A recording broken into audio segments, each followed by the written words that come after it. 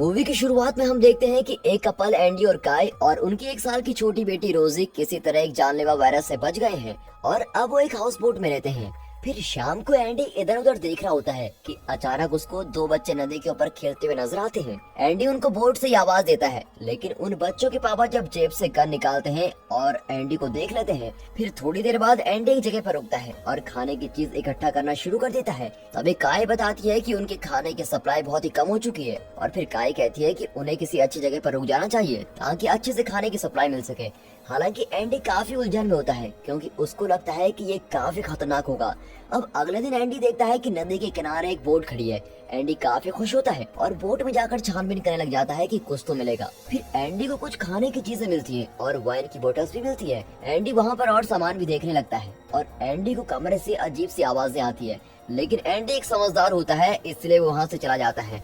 अब एंडी काय को सारी चीजें देता है, लेकिन काय बहुत ही हैरान होती है। इसलिए जब एंडी सो जाता है तो काय बोट पर अकेले चली जाती है। अब उसे लगता है कि वो जगह सुरक्षित होगी, लेकिन उसे खतरे का पता भी नहीं चलता। और दुर्भाग्य से जब काय कुछ सप्लाई ढूंढ रही होती है, एक अनजाना प्राणी उसको अंदर खींच लेता है और काट भी लेता है। आगे हम देखते हैं कि एंडी रोजी के रोने की आवाज से उठ जाता है और काय को ढूंढने लग जाता है कि कहाँ गई। फिर एंडी जमीन पर खून के धब्बे देखता है। एंडी काफी परेशान हो जाता है कि हो क्या गया है। अब इसी दौरान काय बाथरूम में होती है और खून को रोकने की पूरी कोशिश कर रही होती है। ज़ॉम्बी के काटने के बाद काय के पास अब सिर्फ 48 घंटे बचे होते हैं और 48 घंटे के बाद काय पूरी तरह से ज़ॉम्बी बन जाएगी। अब जैसे जैसे टाइम बीतता जा रहा होता है, काय सामान देखने लग जाती है जो एंडी ने नदी से उठाया था। काय को एक ब्रेसलेट मिलता है जो बताता है कि ज़ॉम्बी में बदलने में कितना टाइम बचा है और फिर साथ ही साथ काय एक इंजेक्शन भी अपने पे लगा लेती है। अब थोड़ी देर बाद एंडी काय से बचने के तरीकों के बारे में पूछता है, लेकिन काय इस सदमे के बाद कोई जवाब नहीं दे पाती और काय की ऐसी हालत देखकर एंडी बोर्ड को छोड़कर जमीन पर जाने का तय करता है ताकि उसको कोई मेडिकल हेल्प मिल सके। यहाँ एंडी अपनी जिंदगी को खतरे में डाल देता है। अब आगे हम देखते हैं कि एक देसी आदिवासी लड़की जिसका नाम थूमी है, वो अपनी नोटबुक पर कुछ लिख रही होती है। उसके बाद थूमी अपने जगह को एक मरे हुए रैबिट के साथ छोड़ देती है और रैबिट को एक गड्ढे में फेंक देती है। फिर थूमी को गड्ढे से कुछ गरजलिंग की आवाज सुनाई देती है जिससे वो चिढ़ने लगती है। यहाँ एंडी और काय को एक छोटी हुई कार मिलती है। वो लोग उसमें बैठकर जाने वाले होते हैं, लेकिन एक ज़ॉम्बी उनको पकड़ने की कोशिश करता है और वो किसी तरह वहाँ से निकल जाते हैं। अब थोड़ा आगे निकलने के बाद एंडी मैप में देखता है और काय रोजी का डायपर चेंज करती है, लेकिन वैसे ही काय में ज़ॉम्बी के सिम्टम्स भी नजर आने लगते हैं। काय जमीन पर गिर जाती है और हार मान जाती है, लेकिन एंडी जल्दी से काय को शांत करता है। अब हम देखते हैं कि थूमी उसी गड्ढे में सांप फेंकती है, लेकिन इस बार उस खड्डे से कोई आवाज नहीं आती और थूमी वहाँ से चली जाती है। अब गाड़ी में हम देखते हैं कि काय होश में आने लगती है। काय अपने घाव को देखती है जिसमें पीले कीचड़ जैसा कुछ निकल रहा होता है और ये देखने के बाद काय कार से उतर जाती है और एंडी को अपनी हालत देखकर दूर जाने को बोलती है ताकि एंडी और रोजी सही सलामत रहे, लेकिन एंडी उसको चुप कराता है और गले से लगा लेता है। एंडी काय को दिलासा देता है कि उनको मेडिकल हेल्प जरूर मिलेगी। फिर उसके बाद एंडी काय को कार में बैठाता है और डोर को लॉक कर देता है ताकि काय फिर से बाहर न निकल सके। अब आगे जाने के बाद एंडी को रास्ते में एक आदमी दिखाई देता है जिसके कारण कार को टर्न करना पड़ता है और कार जाकर पेड़ पर लग जाती है, लेकिन काय को काफी चोट लगती है, लेकिन रोजी पीछे सुरक्षित होती है और एंडी को भी होश नहीं रहता। अब थोड़ी देर बाद जब एंडी उड़ता है तो काय को उठाने की कोशिश करता है, लेकिन काय पहले से ही ज़ॉम्बी में बदल चुकी होती है। अब ये देखने के बाद एंडी रोजी को लेकर कार से उतरने की कोशिश करता है,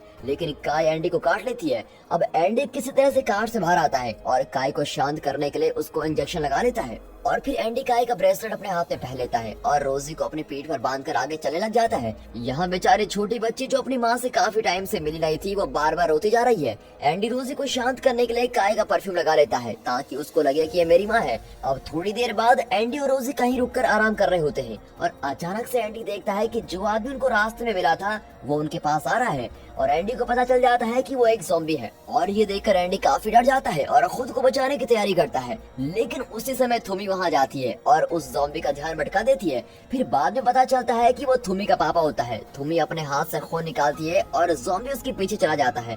अब उसके बाद हम देखते हैं कि एंडी एक स्कूल में जाता है और रिटायर्ड टीचर एटा से मिलता है।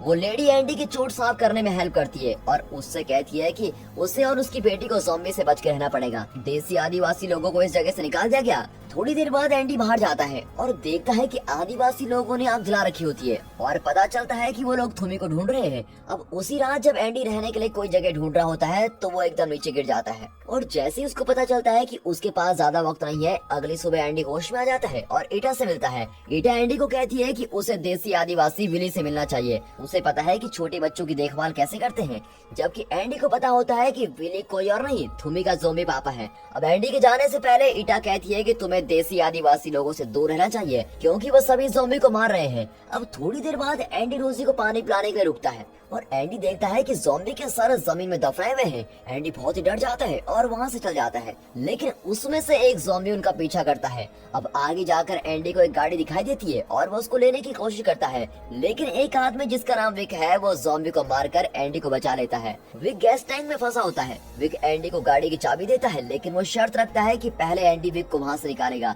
अब बिना टाइम खराब करके एंडी गाड़ी को स्टार्ट करता है और उन टैंक्स को हटा देता है जो विक के ऊपर है। अब वो दोनों जल्दी से गाड़ी चलाते हैं और ज़ॉम्बी को छोड़कर वहाँ से निकल जाते हैं। फिर आगे हम देखते हैं कि वो दोनों एक जगह पर पहुँच जाते हैं जो पहले गैस प्लांट आउटपोस्ट हुआ करता था। फिर एंडी की मुलाकात विक की वाइफ लॉरेंस से होती है, जो एंडी को देखकर बिल्कुल ही हैरान हो जाती है। विक एंडी को कहता है कि वो रोजी को लॉरेन को पकड़ा देगा ताकि वो दोनों कुछ काम कर सके। अब ये बात भी सामने आती है कि विक सभी ज़ॉम्बीज़ को पकड़ता है और उनको खत्म कर देता है ताकि उनकी कीमती सामान को ले सके। विक का मानना है कि जब सब कुछ नॉर्मल हो जाएगा तो इन चीजों की काफी कीमत बढ़ेगी। हालांकि विक की टेक्निक अच्छी नहीं है। वो ज़ॉम्बीज़ को अटैक करने के लिए लोगों को केज में डालता है और एंडी जब केज में देख रहा होता है तो एक केज में उसको थुमी दिखती है, जिसको देखकर वो काफी उदास हो जाता है।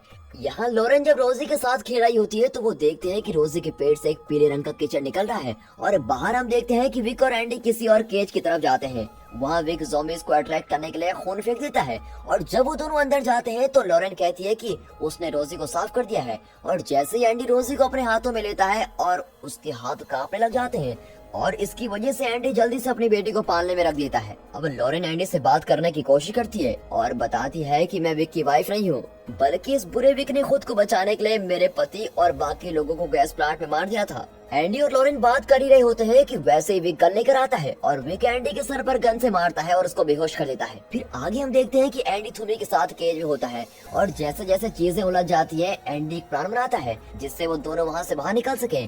एंडी कुछ रॉन्टेनस्टाइन को रस्सी के साथ बांधता है और वो दोनों बाहर निकल जाते हैं। अब मौका देखते ही वो दोनों वहाँ से भाग जाते हैं और वापस शेल्टर में चले जाते हैं। वो दोनों लॉरेन और रोजी को वहाँ से निकालते हैं और भागने की कोशिश करते हैं, लेकिन विक उन पर गोलियां चलाना शुरू कर देता है। लॉरेन विक को रोकने की पूरी कोशिश करती है, लेकिन इसी दौरान लॉरेन को गोली लग जाती है और बेचारी मर जाती है।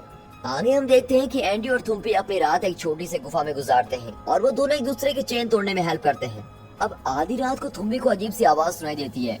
थुम्पी देखती है कि एंडी में ज़ॉम्बीज़ वाले सारे कैरेक्टरिस्टिक्स हैं और अगली सुबह एंडी अपने होश में आ जाता है और वो तीनों फिर अपना सफर शुरू करते हैं। अब रास्ते में एंडी थुम्बी को कहता है कि उसके पापा अब ठीक नहीं होंगे और ये सुनकर थुम्बी काफी उदास हो जाती है और आगे भाग जाती है।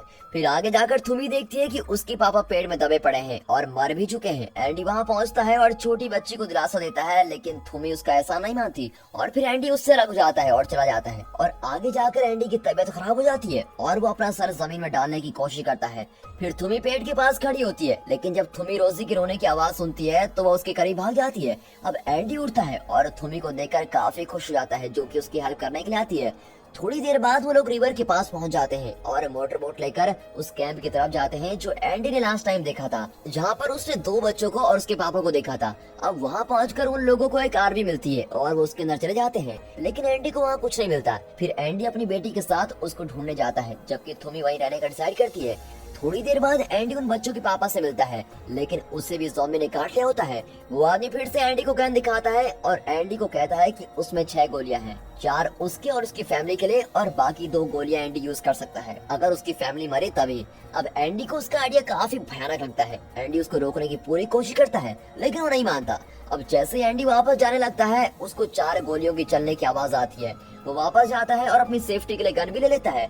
अचानक से थुम्बी वहाँ आती है। फिर थुम्बी वापस घर जाने के लिए मान जाती है, जो एंडी में एक नई उम्मीद जगाता है। अब वो किसी तरह देसी आदिवासी लोगों के पास जाना चाहता है और रोजी को उनको पकड़ा देना चाहता है। फिर वो तीनों अपना सफर शुरू करते हैं, लेकिन जैसे ही वो रेल रोड पर पहुँचते हैं उनका रास्ता विक रोक लेता है। वो एंडी को डिस्ट्रैक्ट करने की कोशिश करता है, जबकि थुम्बी रोजी को लेकर पास में खड़े ट्रक के पीछे छुप जाती है। और उन दोनों के बीच खूब लड़ाई हो जाती है। एंडी विक को मारने की पूरी कोशिश करता है लेकिन वो दोनों बार बच जाता है। फिर विक अंधेरे से बाहर आता है और थुमी को ट्रक से घसीट कर लेके जाता है और विक थुमी का सर रेल्स में डाल देता है। जब थुमी दर्द से तड़प रही होती है तो विक रोजी को पकड़ लेता है और लंगड़ाता हुआ एंडी उठ जाता है और थुमी को देखता है, वो अभी भी जिंदा होती है। विक रोजी को गोद में लेकर झुला देता है और फिर एंडी अपनी बेटी वापस मांगता है। पहले तो विक मना कर देता है लेकिन बाद में जब लॉरेन के मरने का उसको शौक होता है तो वो रोजी को वापस एंडी के पास दे देता है और अब वो तीनों अपना सफर शुरू करते हैं। लेकिन रास्ते में एंडी का टाइम खत्म होता है और वो ज़ॉम्बी में बदल रहा होता है। लेकिन एंडी अपनी सारी एनर्जी इकट्ठा करता है और थुमी से रिक्वेस्ट करता है कि वो रोजी का ख्याल रखे।